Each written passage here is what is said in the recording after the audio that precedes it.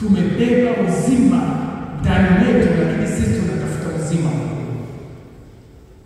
Tumebeba kila kinachohitajika katika maisha haya ya Kikristo, lakini sisi bado tunaenea, bado tunatafuta, tunajisikia kupungukiwa. Lakini ni tabia ya kawaida ya binadamu kwamba hata kipata huwa haitoshi. Hiyo ndio tabia yetu, yaani ndio tabia yetu kuna wote. Kwani si tungesema baadhi ya watu wapumzike kufanya biashara?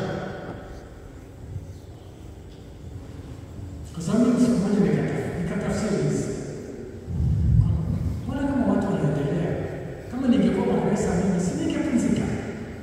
Kumbe hawezi kupumzika kwa sababu anahitaji aendelee. Na hata pale inapotokea shida, wewe usisimame, endelea. Hata unapokuwa na kikwazo, endelea. Kwa sababu ushindi uko katika Yesu Kristo. Yoyote ambaye anatembea na uwepo wa Mungu na uso wa Bwana pamoja naye, hata ingetokea katika hali ya kuwa umeiona mauti, inabadilika kuwa uzima katika wakati huu.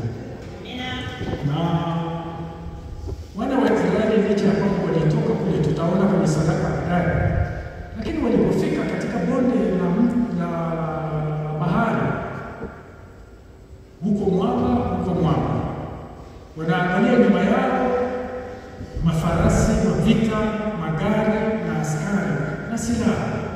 Wao wanafingwa na mifugo yao, hawana uwezo wa kupigana.